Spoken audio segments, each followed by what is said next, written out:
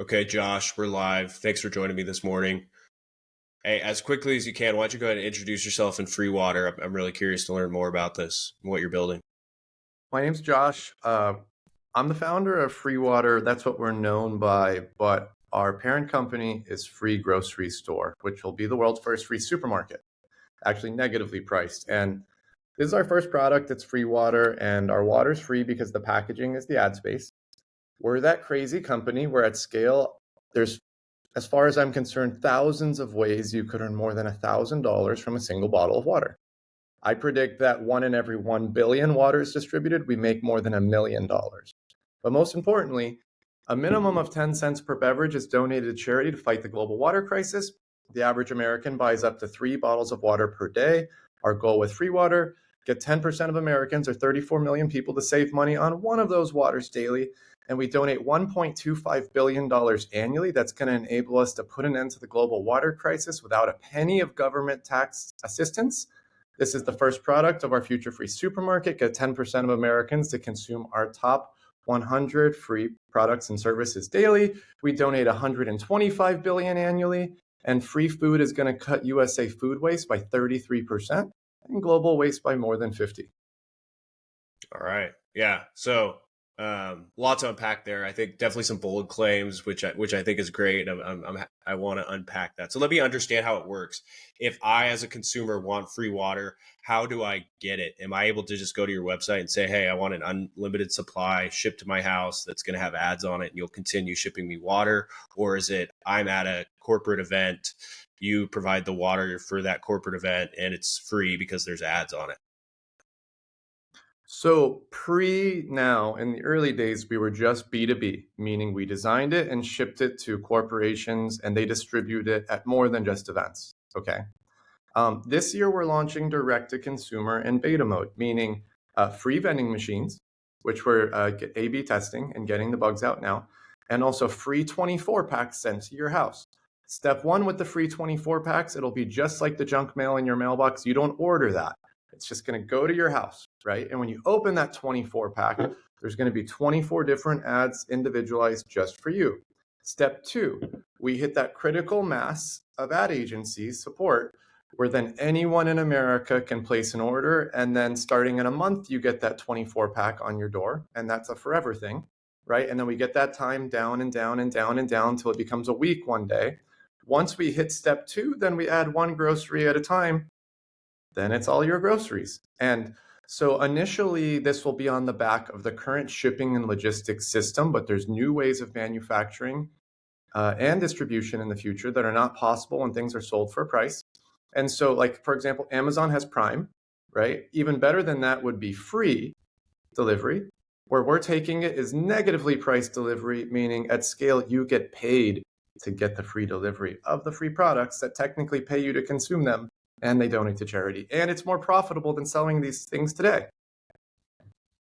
Interesting. All right. So you've mentioned this a couple times. Let's go into it a bit more. What is a negatively priced product? You just basically said it. You're paid to consume the free water. How does that work? Is that just because you are getting so much money in ad revenue that you can share with the consumer?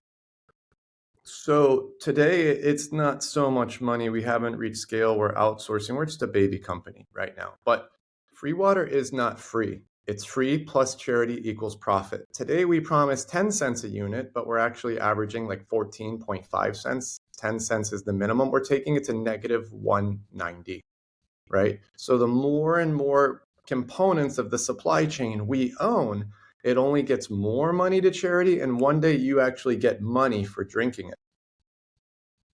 Mm-hmm. And yes, the ads cover all of that. A very crude example is the pornography industry.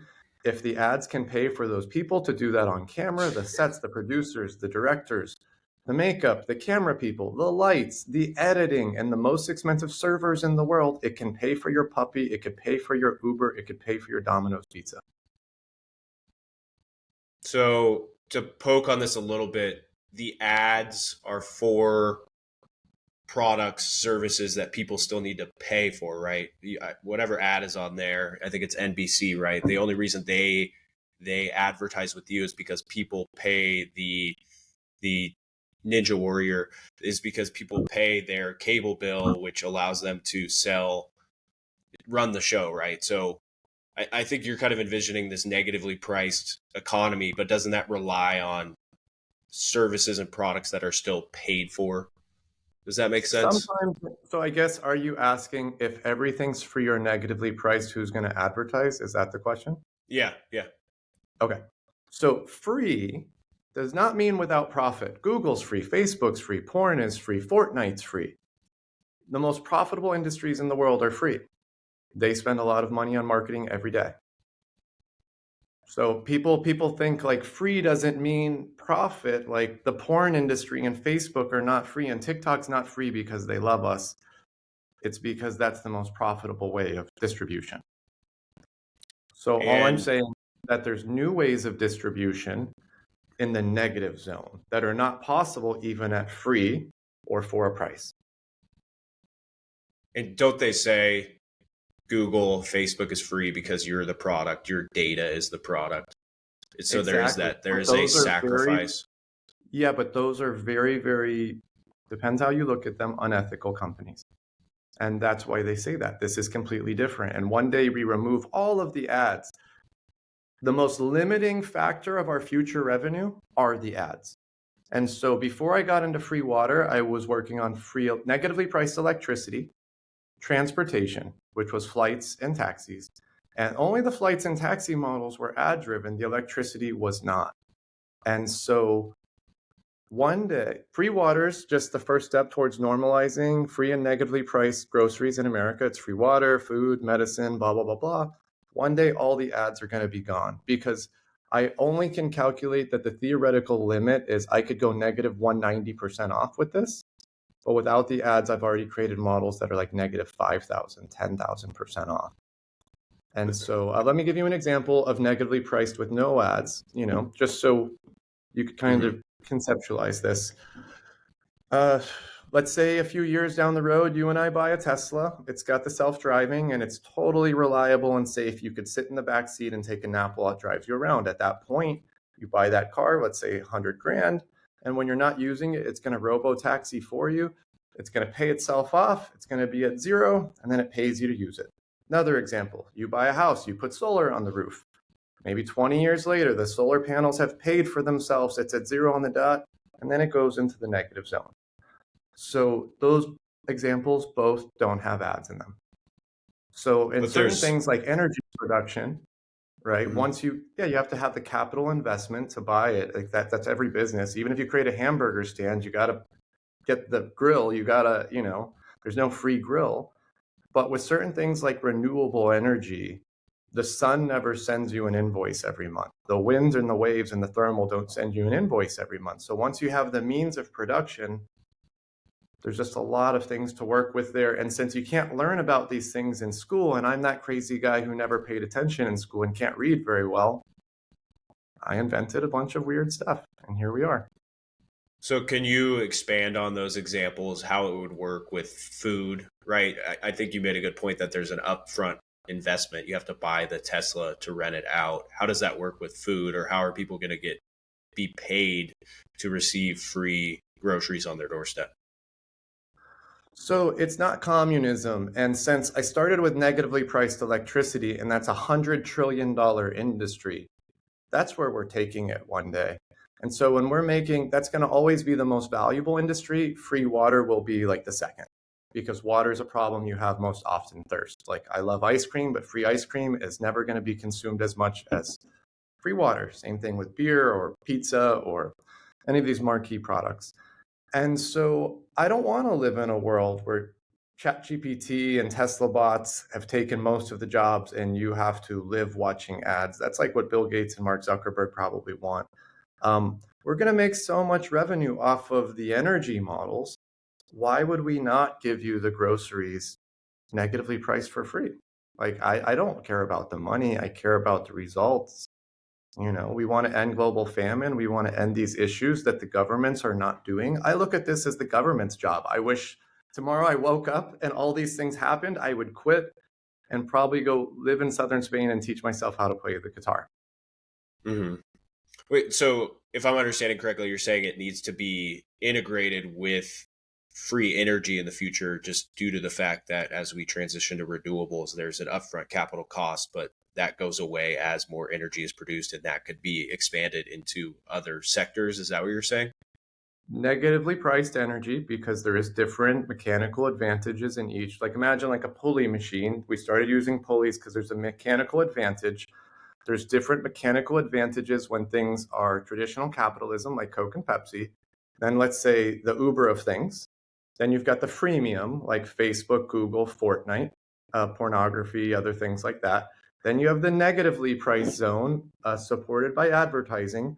And then you have one step further, no ads. Each have their own mechanical advantage. If you're in playbook number one, the Coca-Cola one, you can't use the Uber, the freemium, the negatively priced with ads or without. But if you're all the way over here, you could use all 5 playbooks. And so it's kind of like when we're competing in the future against traditional capitalistic companies like McDonald's, it's like playing poker where we have all jokers and they can't use a single joker because there's just all these new pulley systems that they can't use mechanically.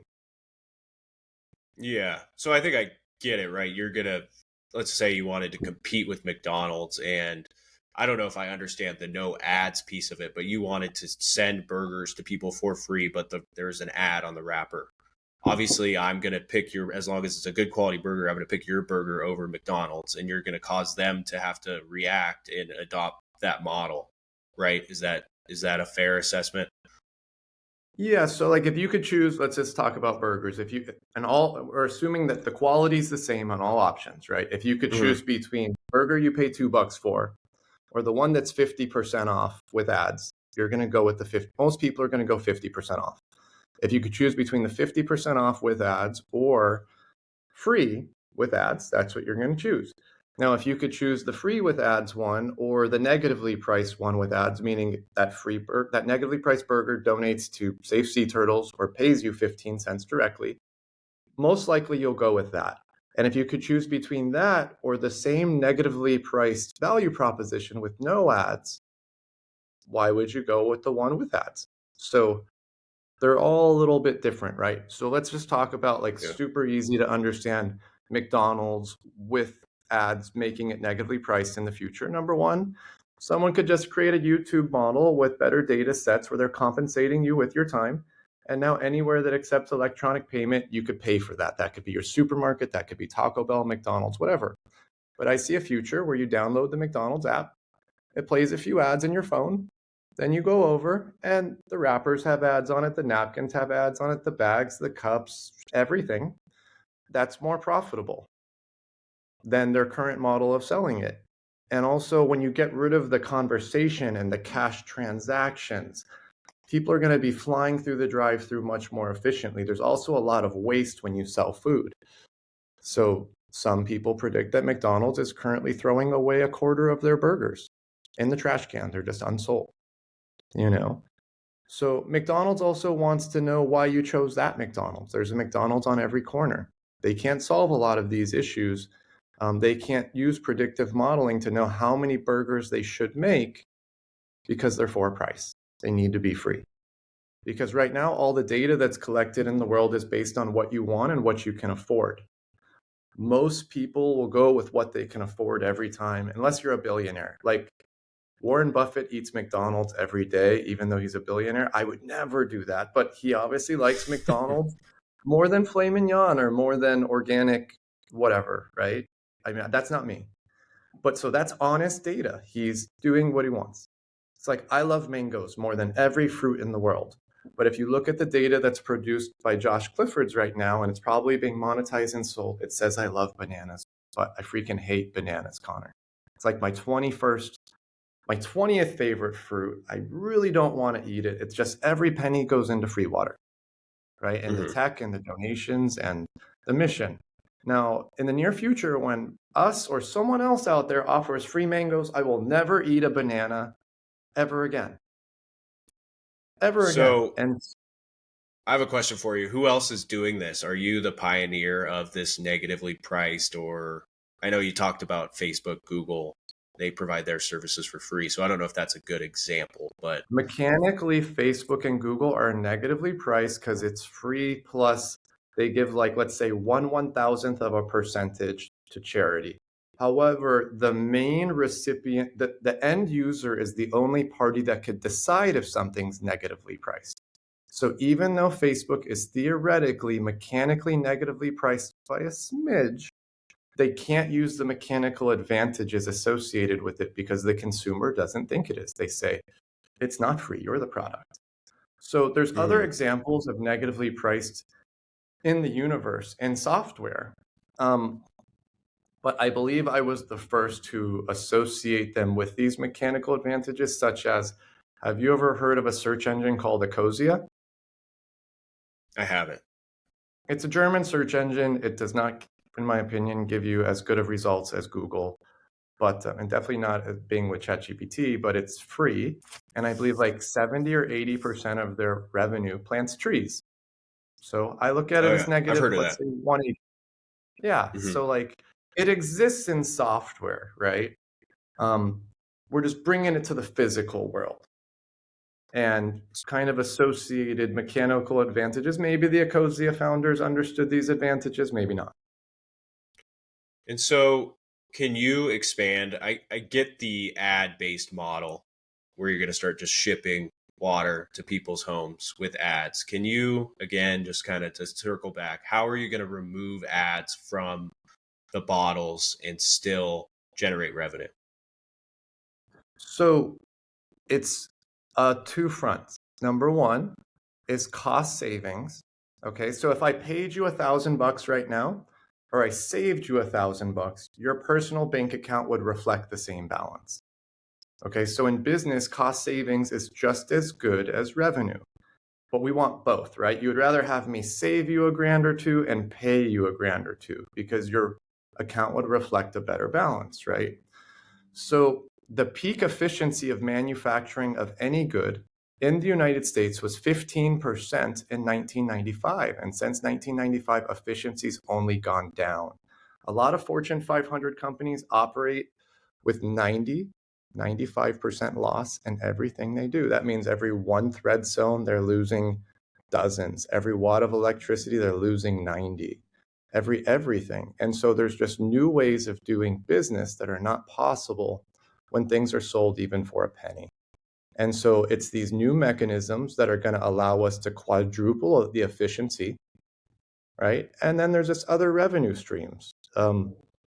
If you could choose between paying for your electricity or getting it for free, I'm assuming you're going to choose the free one, right? And if you could choose Hmm. between getting the free electricity or getting compensated for the free electricity, whether it's direct payment into your wallet or us donating to your favorite cause, that's what you're going to choose, right? And so Yeah. it's weird.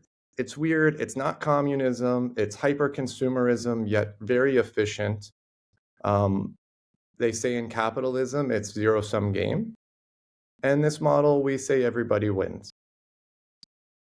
It's just a different system. We call it the giving economy, which means negatively priced and profitable, but that's the ad-supported one like FreeWater. I call everybody's economy. You remove all ads and anything that could be construed by anyone as somehow negative to society.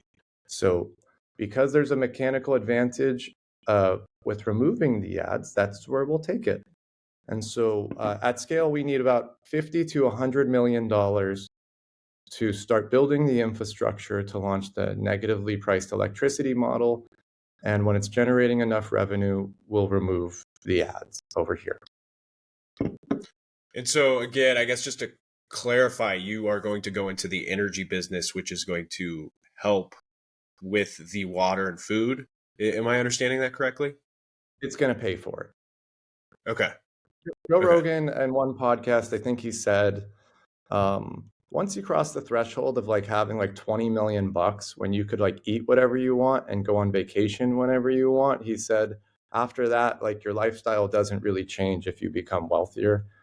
I'm a simple person. I don't even think I need the 20 million, you know? So Hmm. it's like, I don't know about you, but that's just me. And so I'm not doing this for the money. I just want to make a difference. You know, I didn't patent anything, Yeah. right? I could have patented all these things, right? I want the world to copy. I want the CEO of Pepsi right now to be like, hey, Josh, like, let's do this together. I don't think there should be any competition in ending global famine, water crisis.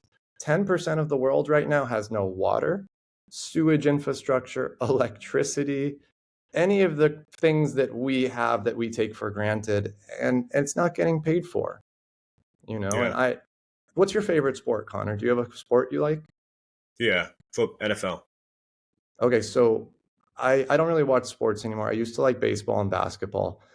Whenever you see, in my opinion, like a team win the Super Bowl or the World Series or the World Cup, they've got a really deep lineup, right? And let's say, like, I used to like the Yankees back in the day. If Derek Jeter got hurt, whoever would come off the bench and play shortstop, even though you never heard of him because Jeter was always in the game, was really good, right? The best backup in the world.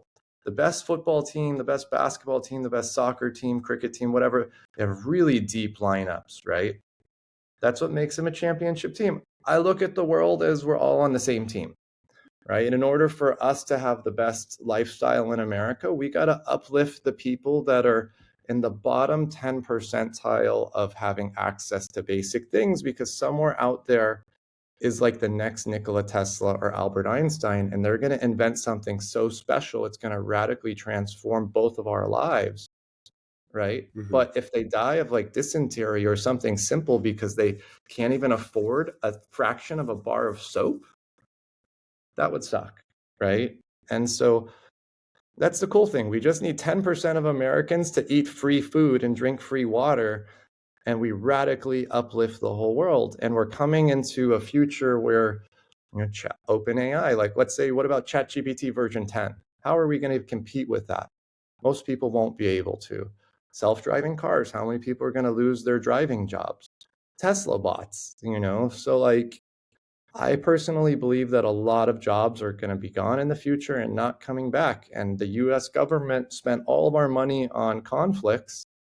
I don't think we're going to get a universal basic income in this country. And so it's just a little bit different of a model, and Hmm. I just care about the results. If we woke up tomorrow and someone created, I think, a better way to do this more efficiently and donate more money to charity faster without a penny of tax dollars, I would stop what I'm doing and copy them immediately.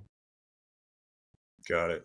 Can you expand on why areas of the world, I think you said 10% don't have those basic necessities, water? I mean, is it, if I think about, whatever part of the world, it's sub-Saharan Africa or whatever, why is it that they cannot access clean drinking water? I think we all generally know that in the United States, but from your perspective, is it just lack of infrastructure? Is it corruption? Is it inefficient leadership? I don't know if you can, it might be hard Yeah, to well, unpack, before but like, before we talk about that, let me ask you a question. Why do some people in Flint, Michigan still not have safe drinking water?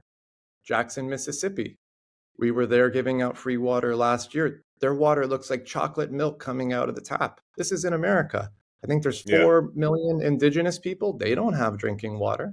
So why do we have places in America every month we get a phone call, free water people, save us. We're a city of 10,000 and the water infrastructure broke. The government won't fix it. And now we have to pay Nestle for bottled water to survive? Like, Mhm. why do people in America not have these things?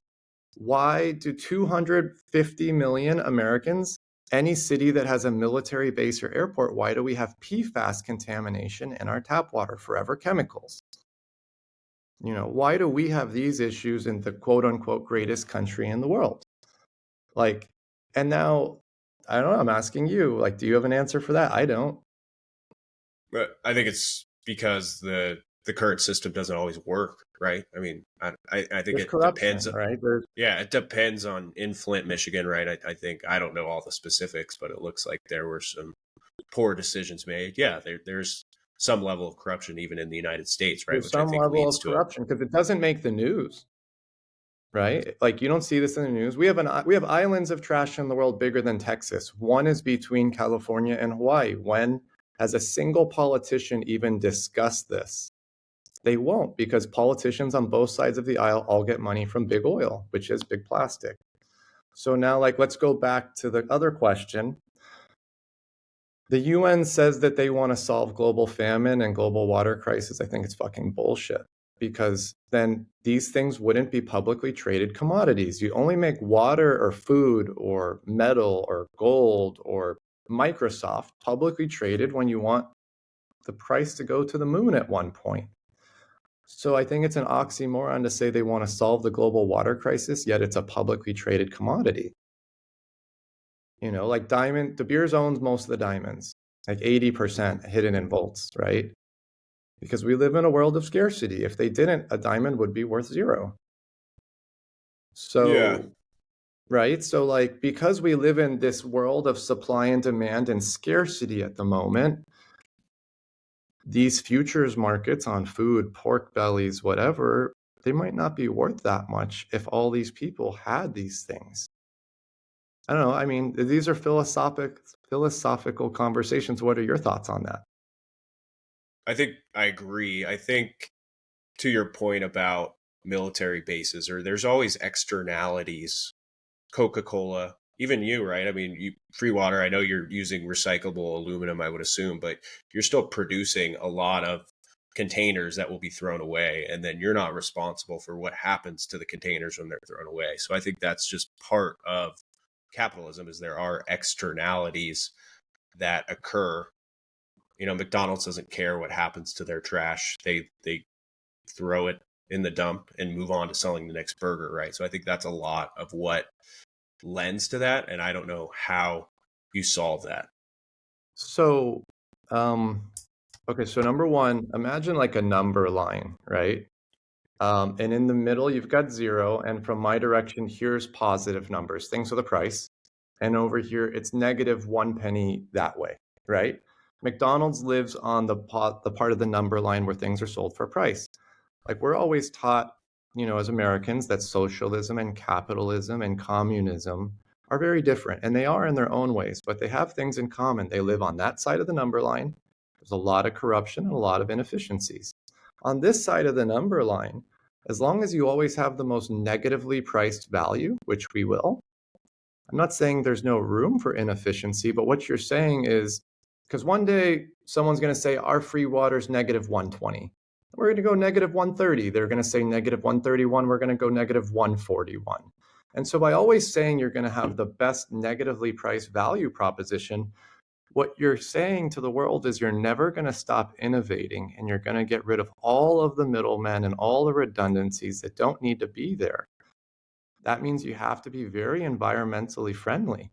We use the aluminum bottles and the paper cartons because they're the greenest packaging options available to us today, right? There's other ones like they have these plastic bottles that are made out of like corn and other things. When you talk to the suppliers, they say the lead time is 2 years for an empty bottle, not even filled with liquid.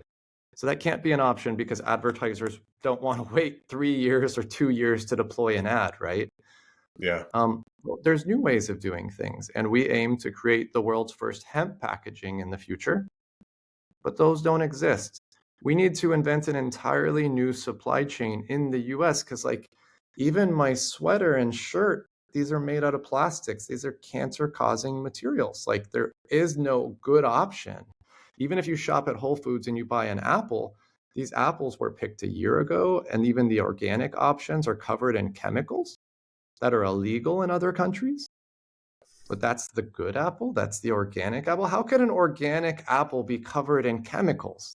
And how could that be legal? You know, there's no freaking good options. Like all of the lobbyists or governments just went so south that like we're kind of fucked right now.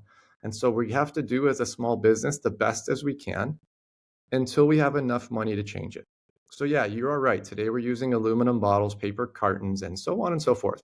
So if you, let's just say, if you track down certain products that you buy every day at your supermarket, and you just considered like the thing that you drank or ate, the packaging, the inks, all of the products, all the raw materials, right? A lot of the products that you buy, where are you located, Connor? I'm in Nevada. So a lot of stuff that you buy in Nevada, even a bottle of water, if you track down the oil and the inks, it traveled 10 to 20,000 miles to get into your hand. 20,000 miles, a lot of these products, right? And then you drink it, You throw it in the recycle bin, and unfortunately, our system probably won't recycle it anyways. But in the future, we're going to do things differently. We're going to grow the packaging at location A, vertical indoor farming of hemp, right? Hemp has 100,000 industrial use cases. We're going to make the packaging at location A. We're going to print on it at location A. We're going to fill it at location A. We're going to distribute it within 5 to 10 miles of location A. We're going to pick that trash up from you and then bring it to location B. So whole supply chain, recycling, raw material, the whole thing is going to be 10 to 20 miles, 30 tops, compared to 20,000 miles, which exists today. Why are we going to do that? Because the only way to pay you a lot of money to drink free water, eat free food in the future is to get rid of things that shouldn't be there in the first place. But a lot of these companies, instead, they've chose, hey, screw the environment. Let's ship something to India or whatever, try to pay them a non-livable wage, and let's try to do things the easy way. Let's not innovate. Let's not ask questions. Let's not fix this shit. That's not sustainable, in my opinion, at least.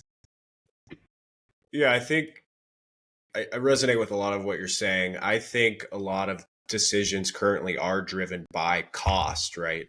And how can I get the cost as low as possible so I can sell it for as much margin as possible so I can make profit. But what you're leading to with negatively priced products, it eliminates that, right? Is because I think that's what, and we've talked about renewable energy too. I think that's also a big impediment is currently the technology, the upfront cost doesn't make sense when we have readily available natural gas in the United States to power our homes. Like the decision currently, it's like, no, we're going with natural gas for now because right now it's Well, cheaper.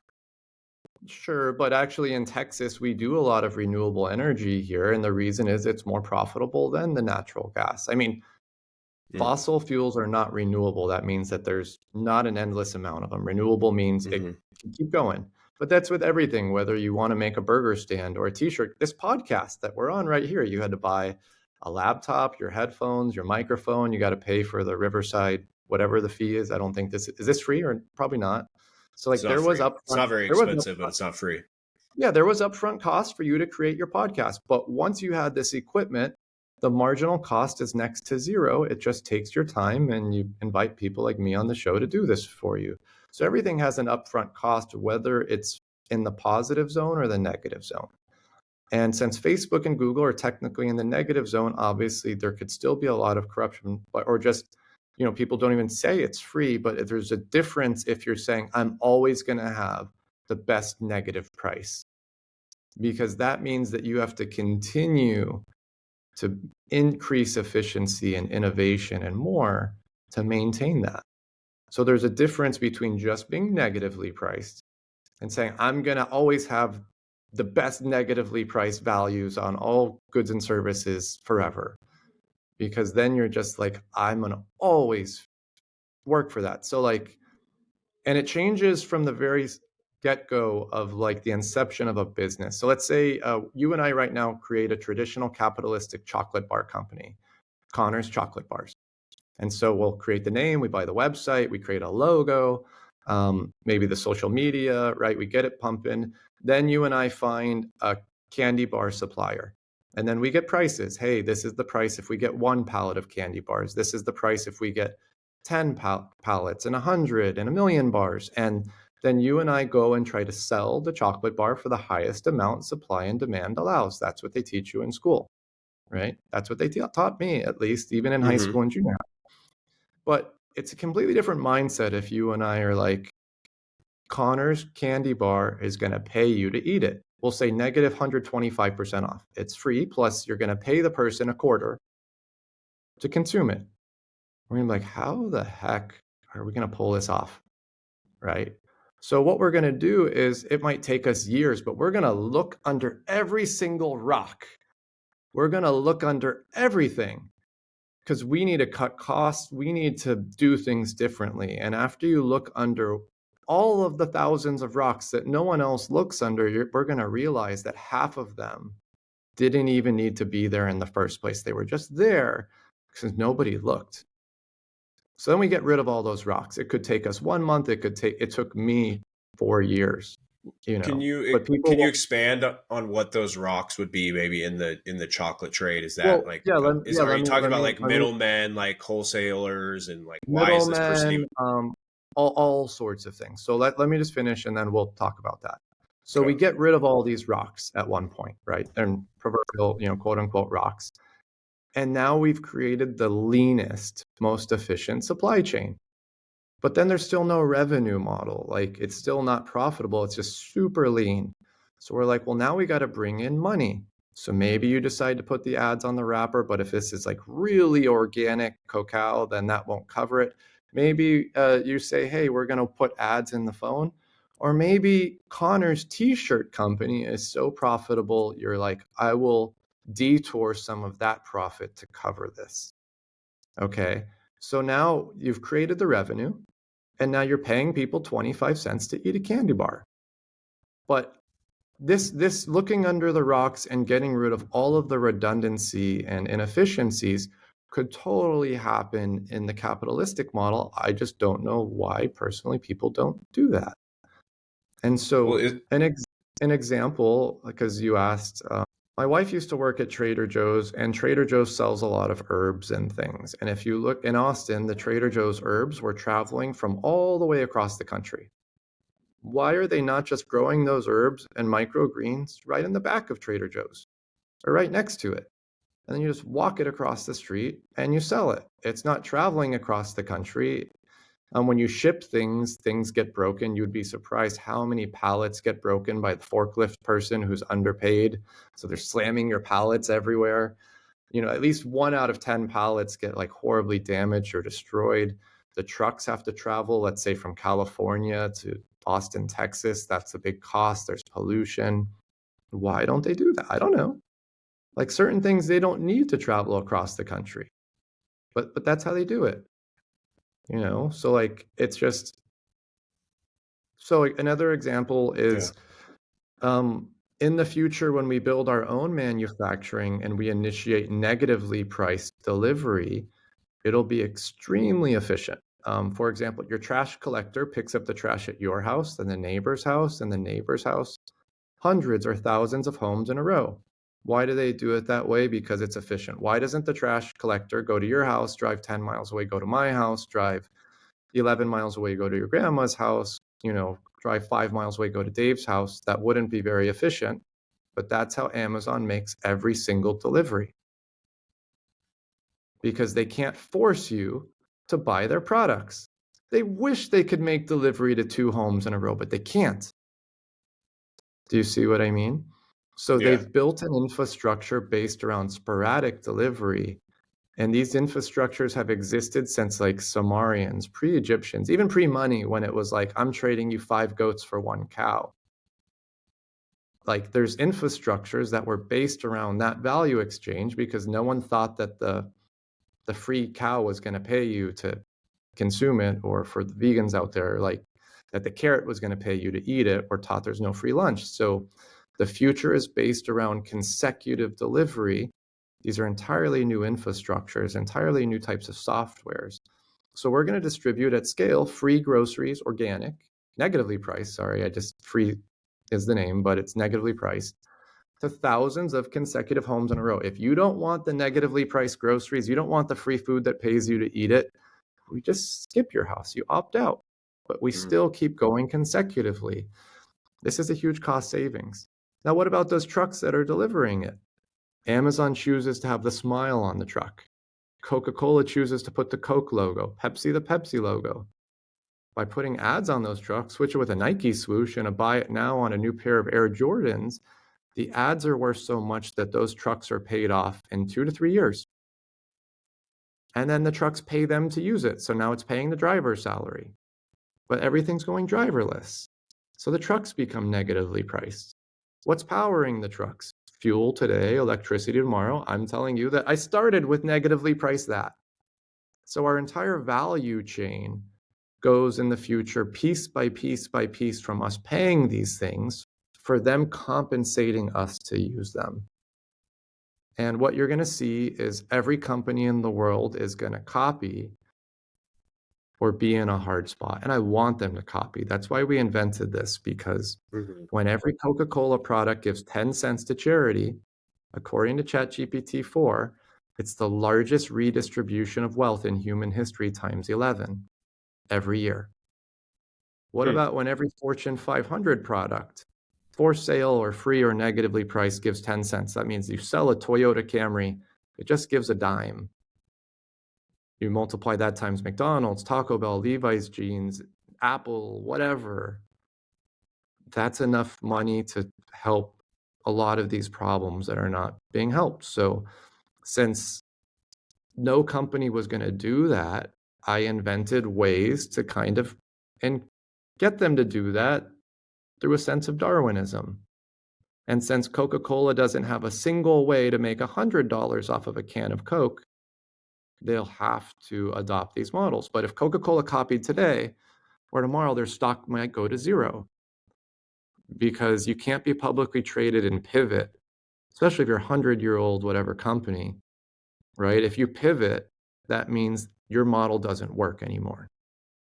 Even Warren Buffett says Coke and Pepsi can't be disrupted. They already are.